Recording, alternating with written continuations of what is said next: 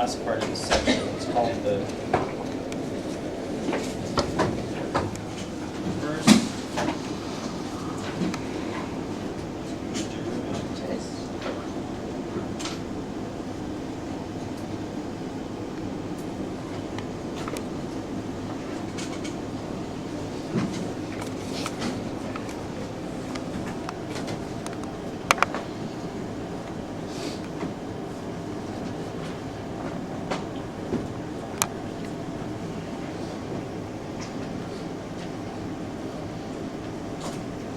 That's redundant. If it's continuous at C, then it has to be defined.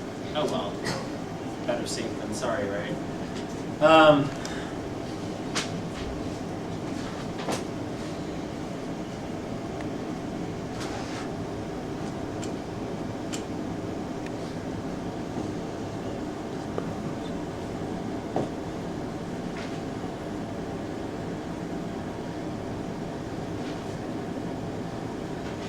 Now remember, differentiable just means that the derivative exists, which means, you know, that among other things, that the graph is smooth. So suppose that f is differentiable on some open interval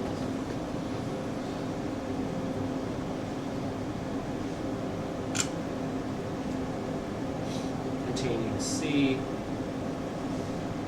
with one exception. It doesn't have to actually be differentiable at C. Although, very often it will be.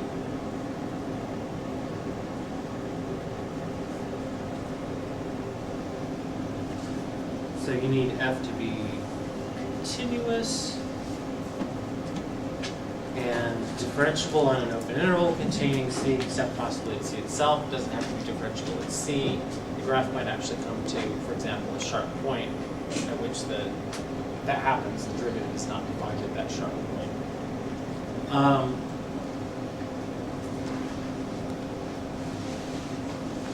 If the derivative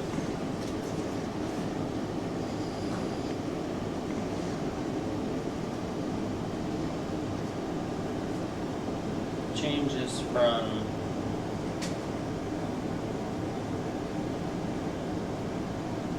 plus to minus, or in the second case, minus to plus on this interval.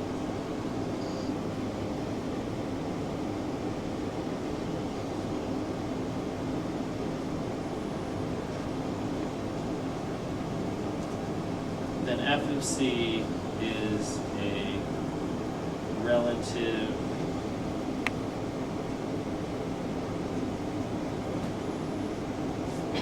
if it changes from plus to minus, that means the derivative. If the derivative changes from plus to minus, that means it's increasing and then it's decreasing. Is that a max or a min? Max. Goes like this, comes down, that's a max. And if it goes from minus to plus, that means on the left side it's decreasing, on the right side it's increasing. That's a min. That's, why did they put a 1 here? No earthly ideas.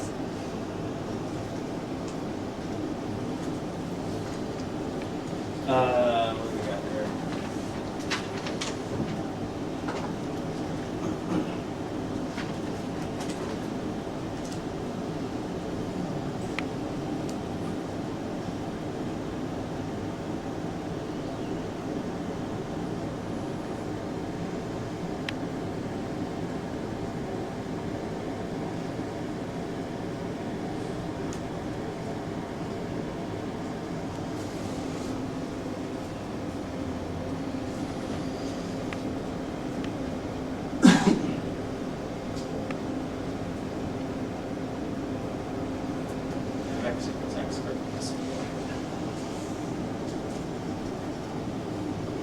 Over x.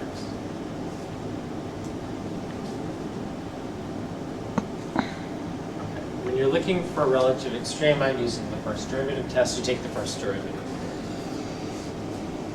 I have a couple of options here. I'll let you decide which way to proceed. I can either use the quotient rule or the product rule, or I can write it like this. This is x squared. X squared over x is x. Plus, I can write it like that. Which means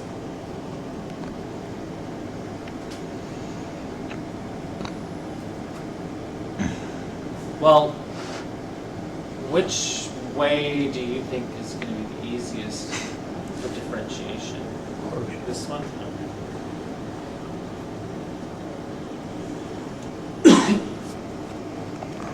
The derivative of x is 1. The derivative of x to the negative 1, use the power rule, is negative 1 times x to negative 2. Which is 1 minus 4 x squared. Get a common denominator, that's x squared minus 1 over x squared.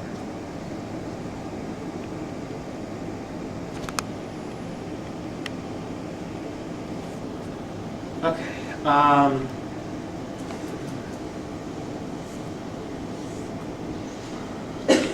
don't know if you remember this or not, but we talked about it back in section 3.1.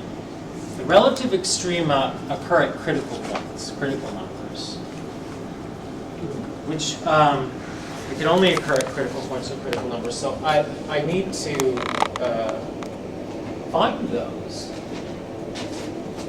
by asking the following questions. When is the derivative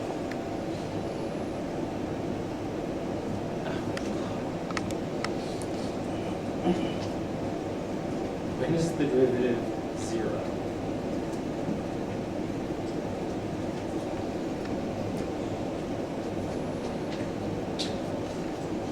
Well, fraction is going to be 0 when the numerator is 0 and the denominator is not.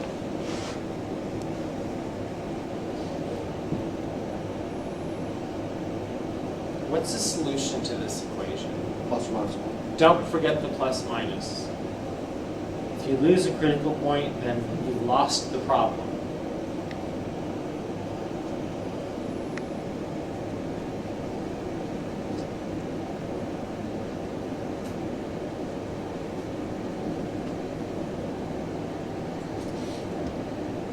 Well, the derivative is undefined when the denominator is 0.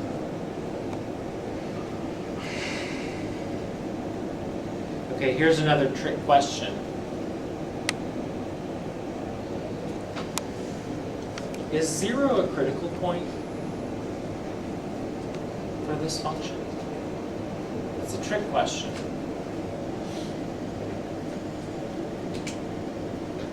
If you go back and look at the definition of critical number, or critical point, or critical value, it says, it talks about numbers that make the derivative 0, numbers that make the derivative undefined.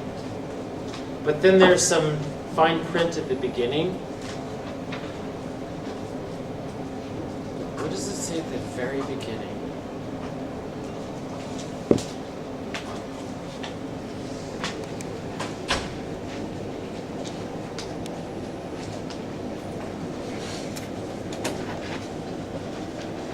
It says that f prime of, it says that the function f must be, see, I can't remember if I used a letter C, I have no idea. How did I define it? Did I say number C is a critical number if C is in the domain of f? Did I say that? Or did I say f of C is defined? Because those two things mean the same thing.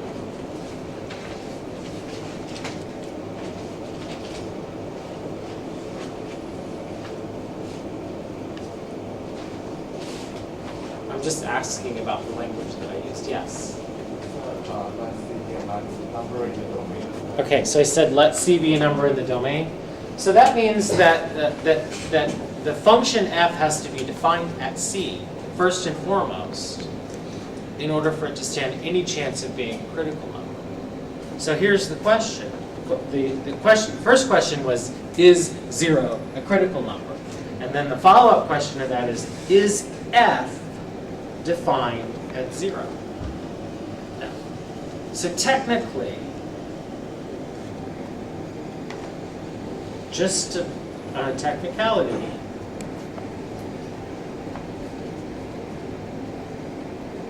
this is not a critical number.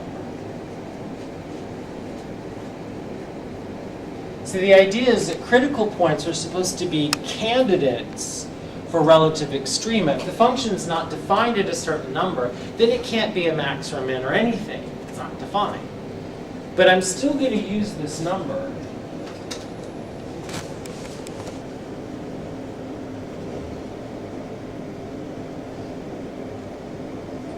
to break up my number line. Even though it's not a critical number, it can, the sign of the derivative, I should say, can change at 0. So you mark these numbers on a number line. And then you determine the sign of the derivative in each one of these 4 intervals. To the left of -1. By the way, we're going back here, which I should just probably mention. Isn't that the same thing as this?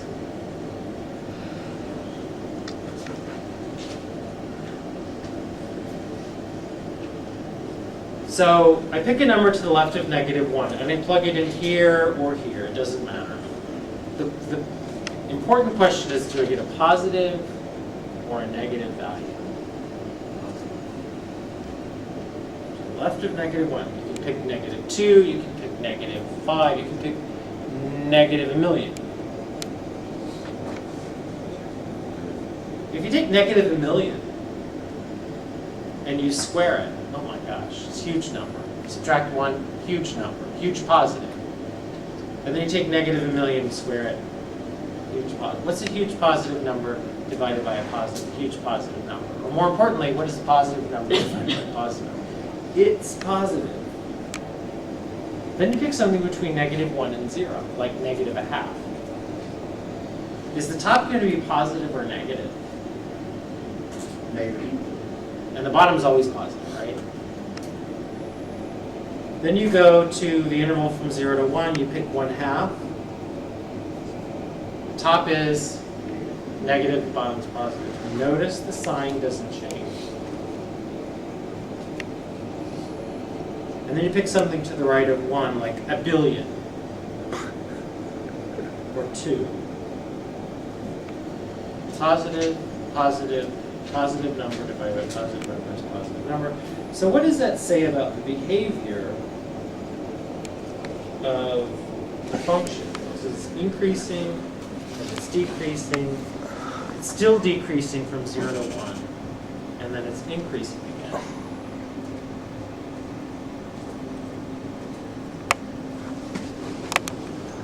Okay, so we have a change in the sort of increasing, decreasing nature of the function. It's going from increasing to decreasing at f of negative. What is f of -1? Go back to the original function. Isn't that -2? Plug -1 in. That's a relative what? Up, down, max. Then no change at 0. It decreases, then decreases. Continues to decrease. So then 1 goes from decreasing to increasing. So f of 1 is a, well, first of all, f of 1 is 2. But what kind of extrema is that? Is that max or min? Min. It's a min, right? This. This.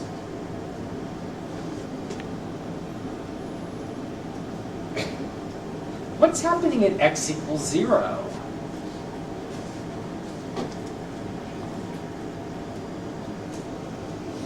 Well, remember, this is a rational function.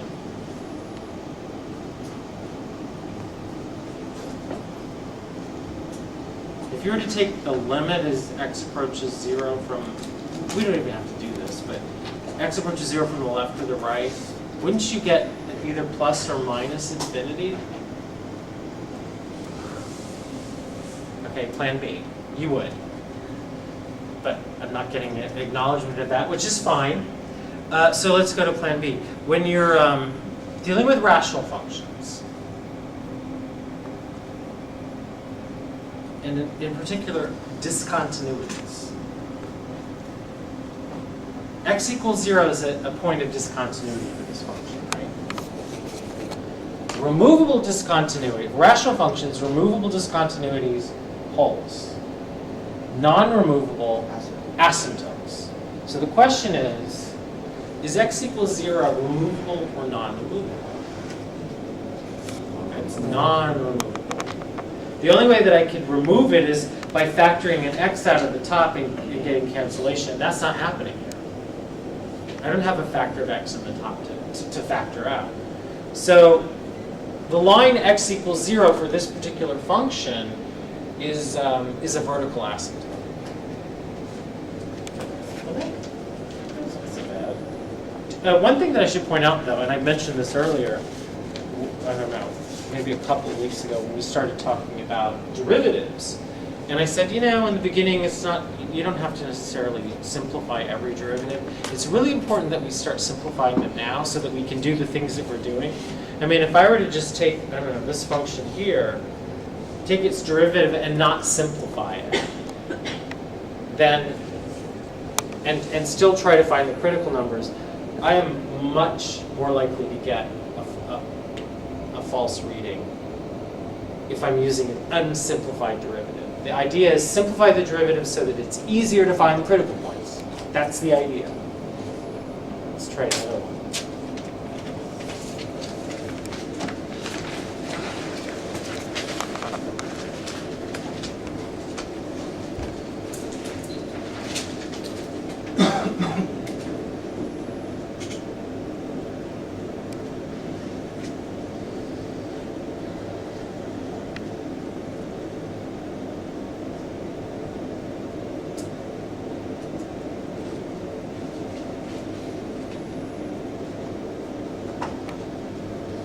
Okay. Before I differentiate, I just want you to notice that I can use the product rule, right? It's product. Or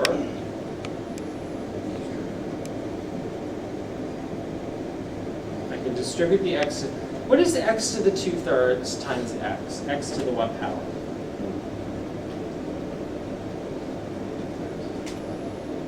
Multiplying and the bases are the same, you have the exponents. What's 2/3 plus 1?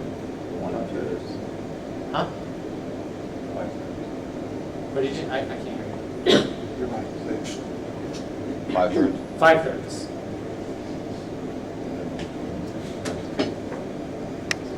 Now we take the derivative. So 8, you bring the 2/3 down, right? But what's 8 times 2/3? 4. Isn't it 16/3?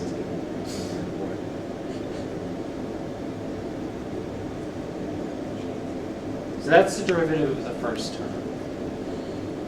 What's the derivative of the second term? Bring the 5/3 down, decrease the exponent by 1. Isn't it that?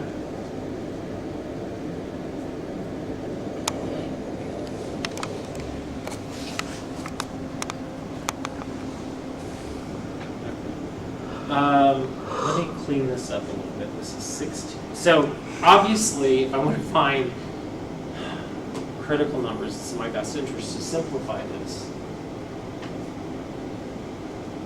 But starting with the negative exponent. Let's get rid of that.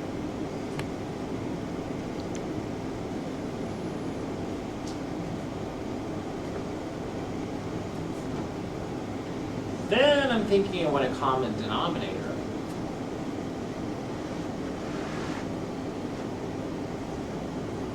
Which should be 3x to the 1/3.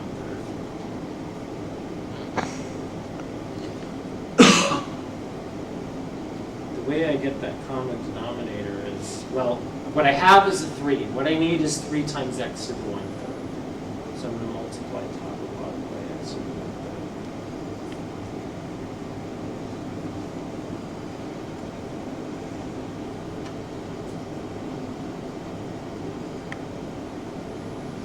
What's x to the 2/3 times x to the 1/3? X. Very good. So that's 5x over 3x to the 1/3.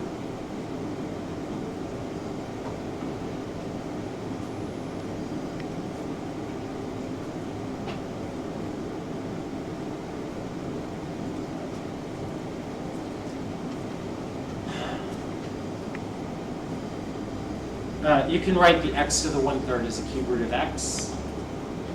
Whatever. Critical.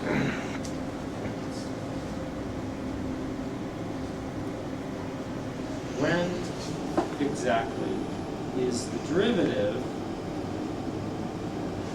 equal to 0?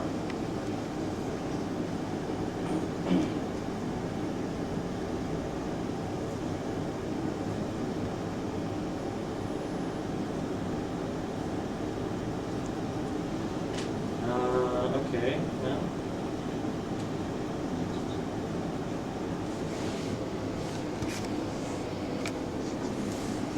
Wouldn't it be 0 when the numerator is 0?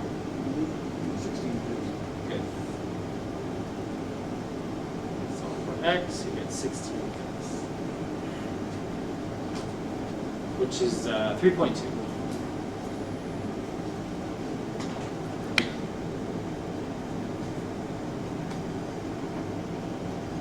When is the derivative undefined? Well, that happens when the denominator is 0.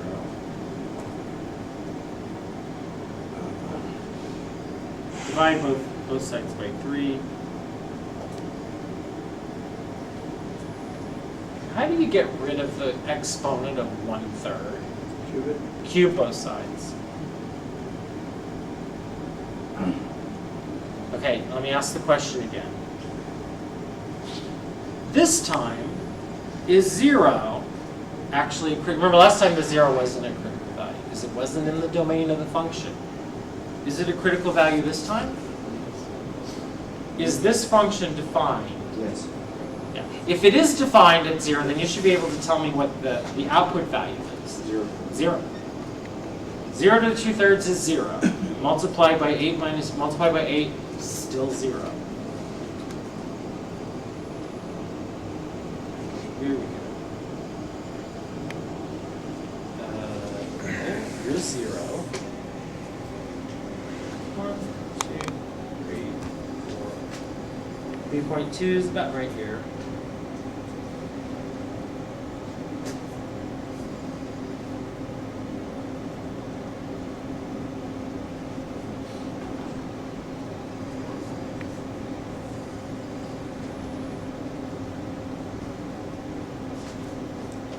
Looking for the sign of the derivative. Here's the derivative. Remember, x to the 1/3 is cube root of x. If I choose a number to the left of 0, -1, let's say, is the top positive? If I plug x, a -1 in for x, is the top positive or negative? It's definitely positive. What about the bottom? Negative. The cube root of a negative number is a negative number. The square root of a negative number isn't real, but the cube root of a negative number is real and it's negative. So you have positive over negative, that's definitely negative. Then you pick something between 0 and 3.2, like 3 for example. What's the top? Put a 3 in here. Positive. Top is positive. What's the bottom? Positive. Then you pick something bigger than 3, say 4. The top is, Negative. what's 16 minus 20? Negative.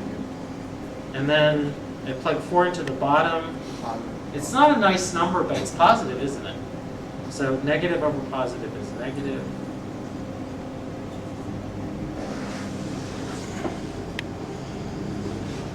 So f is decreasing, then it's increasing, then it's decreasing again. So f of 0, which incidentally, when you plug 0 into the function, you get 0. I think we already covered that. Is a relative what? It's going down, it's coming up. Min.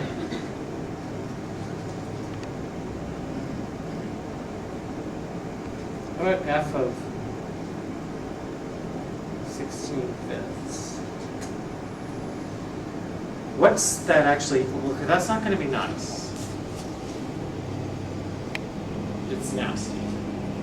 So use your calculator to approximate this nasty number.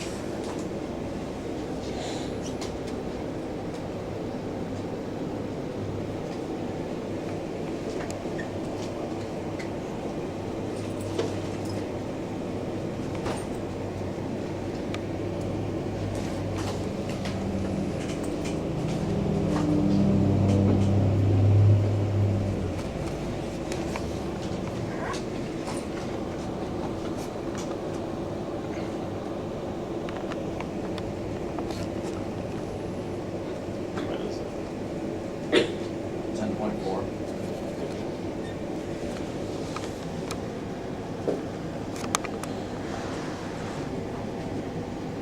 That's a relative x.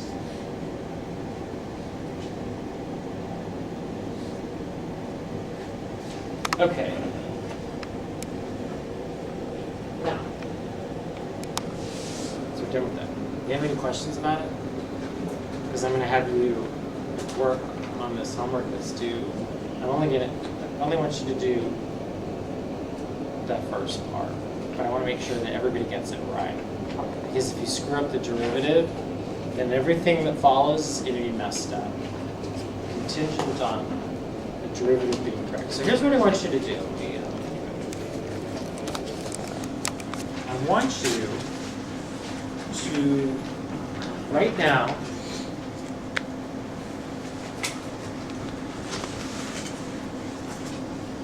the first thing that you're asked to do is find and simplify the derivative. So that's what I want you to do. I want you to take the derivative of this, simplify it as much as you possibly can, and let's see what you come up with.